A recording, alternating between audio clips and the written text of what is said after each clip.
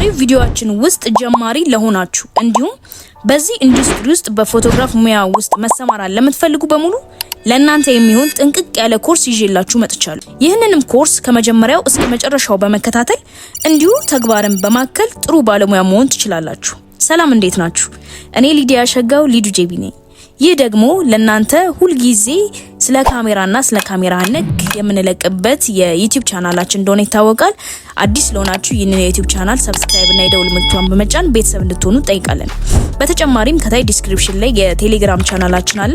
የቴሌግራም ቻናላችን ጆይን በማለት ቤተሰብ ብትሆኑ እዛ ላይ ለእናንተ የሚጠቅማችሁን በሙሉ የምንለቅበት ቻናላችን ነው። በተጨማሪም የምንወያይበት ቻናላችን ስለሆነ ጆይን ማለታችሁን እንዳትረሱ። ወደ ዛሬ ቪዲዮአችን ስንገባ በቅድሚያ ፎቶግራፊ ማለት ምን ማለት ነው የሚለውን ስንመልስ ፎቶግራፊ ማለት ካሜራችንን በመጠቀም ብርሃንን ወደ ብርሃን ሴንሲቲቭ በሆነ ገጽ ላይ በማስቀረት ምስልን የመፍጠር ሂደት ነው። ስለዚህ እያንዳንዱን ነገር ለመረዳት ስለ ፎቶግራፊ ባክግራውንድ እንዲሁም ስለ ካሜራ ባክግራውንድ መልከት ይህንን ኢንትሮዳክሽን ብላችሁ ያዙት። በአለማችን ላይ ፎቶግራፊ በይፋ ያስተዋወቀው ሳይንቲስት ሰር ጆን ፍሬድሪክ ዊሊያም በመባል የሚታወቅ ሲሆን ፎቶግራፊ የሚለው ቃል ፎቶና ግራፍ ከሚሉ የግሪክ ቃል የመጣ ሲሆን ትርጉሙም ፎቶ የሚለው ቃል ብርሃን ማለት ሲሆን ግራፍ የሚለው ደግሞ መሳል ማለት ነው። ስለዚህ ፎቶግራፍ ማለት በብርሃን መሳል ማለት ነው።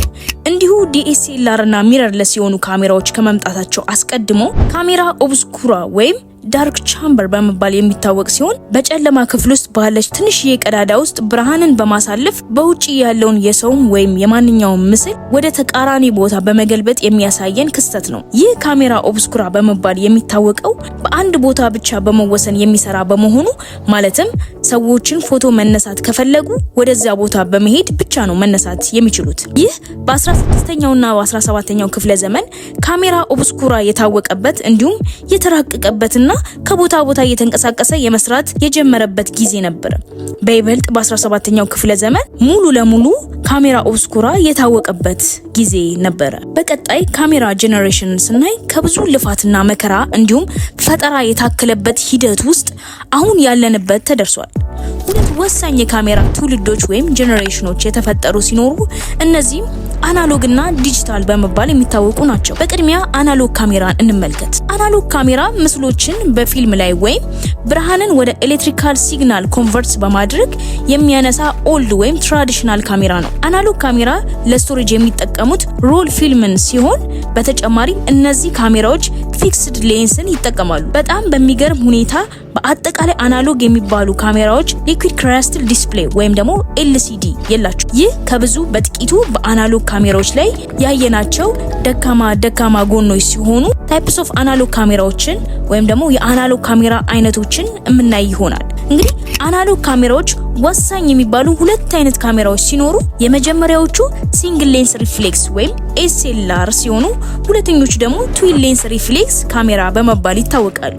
ሲንግል ሌንስ ሪፍሌክስ የሚለውን አናሎግ ከዲኤስኤልአር ያለው ኤስኤልአር የመስታወት ዘዴን የሚጠቀም ሲሆን ምስልን በትክክለኛው መነጽር የሚያሳየን ይሆናል። ይህም ባለሙያዎች ይህንን ተመራጭ ያደርጉታል።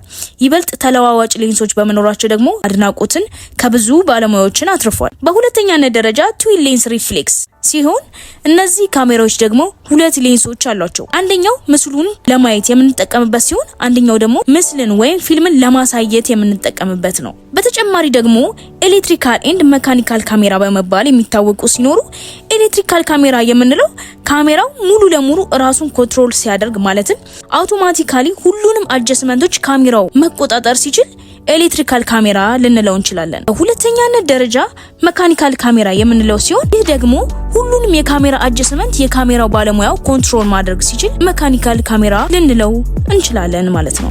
በቀጣይ ዋትስ ዲጂታል ፎቶግራፊ የሚለውን እናያለን። በቀጣይ ዲጂታል ፎቶግራፊ ማለት ምን ማለት ነው የሚለውን ስናይ ዲጂታል ፎቶግራፊ የሚባለው የመጣው ዲጂታል የሆኑ ካሜራዎች ከመጡ በኋላ ነው። ኳሊቲ ምስልን እንዲሁም ፈጣን የሆነ ፕሪንት አድርገን የምናይበትን አማራጭ ይኖራል። በተጨማሪም ከፍጥነት አንጻር ተመራጭ ይሆናል። በቀጣይ ከዚህ ሁሉ ለምን ዲጂታልን መረጥን ለሚለው ጥያቄ መልስ መስጠት ይኖርብናል። ስለዚህ ከብዙ አንግል አንጻር ዲጂታል ካሜራን የመረጥንበት መንገድ ከዚህ በታች የዘረዘርናቸው ዲጂታል ካሜራዎች ለፎቶግራፊ ተመራጭ ያደረጉትን ነገሮች ሲሆኑ የመጀመሪያው ገንዘባችንን ይቆጥብልናል።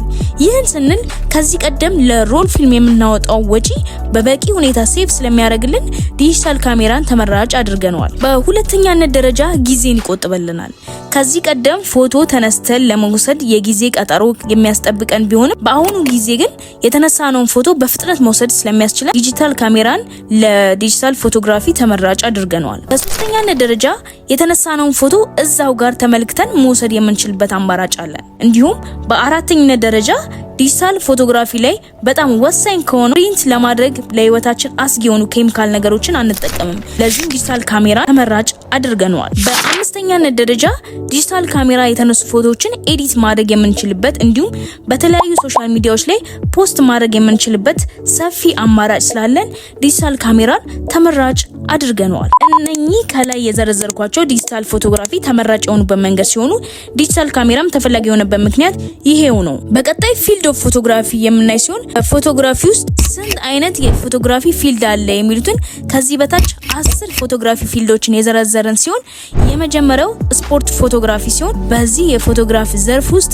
ፎከስ የሚያደርገው ስፖርታዊ እንቅስቃሴዎች ሲሆን እንደ እግር ኳስ፣ የመኪና ውድድር እንዲሁም የተለያዩ ስፖርታዊ ይዘቶች ያላቸው ላይ ትኩረት በማድረግ የሚሰራ የፎቶግራፊ ፊልድ ነው። በሁለተኛነት ደረጃ ዋይልድ ላይፍ ፎቶግራፊ ሲሆን ይህ የሙያ ዘርፍ በጫካ ውስጥ ባሉ በዱር እንስሳት ላይ ትኩረት በማድረግ የሚሰራ ስራ ሲሆን ይህ የሙያ ዘርፍ ውስጥ ብዙ ፍላጎት ኖሯቸው ይህንን ፊልድ የሚመርጡ ጥቂቶች ቢሆኑም ሙያውን መርጠው ለሚሰሩ ባለሙያዎች ግን በጣም ሪስክ ወስደው ስለሚሰሩ ታላቅ ክብር እንዳለን በዚህ አጋጣሚ ለመግለጽ እንወዳለን። በሶስተኛነት ደረጃ ፋሽን ፎቶግራፊ ሲሆን ይህ የሙያ ዘርፍ ፋሽን ተኮር ላይ ትኩረት አድርጎ የሚሰራ የሙያ ዘርፍ ነው። በአራተኛነት ደረጃ የምናየው ፉድ ፎቶግራፊ ሲሆን የምግብ ይዘቶች ላይ ትኩረት አድርጎ የሚሰራ የሙያ ዘርፍ ነው። በአምስተኛነት ደረጃ ፕሮዳክት ፎቶግራፊ ሲሆን ይህ የሙያ ዘርፍ አዳዲስ ፕሮዳክት እንደ ቦርሳ፣ ልብስ፣ የተለያዩ ፕሮዳክት ነክ የሆኑት ላይ ትኩረት አድርጎ የሚሰራ የሙያ ዘርፍ ነው። በአምስተኛነት ደረጃ ፎቶ ጆርናሊስት ሲሆን ይህ የሙያ ዘርፍ ብዙውን ጊዜ በሚዲያዎች ላይ የሚሰራ ሲሆን ዜናዎችን እንዲሁም በቴሌቪዥን ጣቢያ ወይም በሶሻል ሚዲያ ላይ የሚለቀቁ አዳዲስ መረጃዎች ላይ ትኩረት አድርጎ የሚሰራ የሙያ ዘርፍ ነው። በሰባተኛነት ደረጃ ትራቨል ፎቶግራፊ ሲሆን ይህ የሙያ ዘርፍ ትራቨል በሚደረግበት ወቅት የምናነሳቸው ምስሎች ሲሆኑ በዛ ወቅት የሰውም ሆነ የተፈጥሮ ምስሎችን የምናነሳበት የሙያ ዘርፍ ነው። በስምንተኛነት ደረጃ ስትሪት ፎቶግራፊ ሲሆን ይህ የሙያ ዘርፍ ልክ እንደ ትራቨል ፎቶግራፊ ቢሆንም ራሱን የቻለ የሙያ ዘርፍ ነው። ይህ ሙያ በመንገዳችን ላይ የሚያጋጥሙን በሙሉ የምናነሳው ምስል ስትሪት ፎቶግራፊ ተብሎ ይጠራል። በዘጠነኛነት ደረጃ ላንድስኬፕ ፎቶግራፊ ሲሆን ይህ የሙያ ዘርፍ የመሬት አቀማመጦችን የምናነሳበት የሙያ ዘርፍ ነው። እንግዲህ እስካሁን 9 የፎቶግራፊ ፊልዶችን ነግረናቸዋል። በመጨረሻም 10ኛውን የምንነግራችሁ ሲሆን እስካሁን ሰብስክራይብ ካላረጋችሁ ሰብስክራይብ በማድረግ እንዲሁም የደውል ምልክቷን በመጫን ቤተሰብ ካልሆናችሁ ቤተሰብ እንድትሆኑ እንጠይቃለን። እንዲሁም ኮመንት ላይ እንዲሰራላችሁ የምትፈልጉትን በኮመንታችን ስር አስቀምጡልን። በ10ኛነት ደረጃ የምናየው ሞዴል ፎቶግራፊ ሲሆን ይህ ዘርፍ ከፋሽን ጋር በተያያዘ ቢሆን ግን ራሱን የቻለ የሙያ ዘርፍ ሲሆን ይህ ዘርፍ ሞዴሎች ላይ ትኩረት አድርጎ የሚሰራ የሙያ ዘርፍ ነው። እንግዲህ እስካሁን ከመጀመሪያው እስከ መጨረሻው ድረስ ለተከታተላችሁ ስለ ፎቶግራፊ በቂ የሆነ ቤዚክ ነገሮችን አውቃችኋል ብዬ ተስፋ አድርጋለሁ። በተጨማሪ ይህንን ቻናል ሰብስክራይብ ሳታረጉ እያያችሁ ከሆነ ሰብስክራይብ እና የደውል ምልክቷን እንዲሁም ኮመንት ላይ እንዲሰራላችሁ የምትፈልጉትን በቀጣይ ጻፉልን፣ እኛም የምናየው ይሆናል። እንግዲህ በቀጣይ ቪዲዮዎቻችን ስለ ዲኤስኤልአር ካሜራዎች እንዲሁም ስለ አፐርቸር፣ ስለ ሸተር ስፒድ እና ቀጣይ ትምህርቶቻችን ላይ ስለነዚህ ትኩረት አድርገን የምንሰራላችሁ ይሆናል። ሰብስክራይብ ካላረጋችሁ ሰብስክራይብ በማድረግ ቤተሰብ ሁኑ። ፓርት 2 ስንለቅላችሁ ቶሎ እንዲደርሳችሁ ምልክቷን ተጫኑ። አብራችሁ የነበርኩት እኔ ሊያሸጋው ሊዱ ጄቢ ነኝ። በቀጣይ እስክንገናኝ ድረስ እዚህ ኢንዲስክሪን ላይ ያስቀምጣችሁ 2 ቪዲዮዎች በመመልከት የተለያዩ ትምህርቶችን እንድትወስዱ እኔ ጠይቃችኋለሁ። ቻው።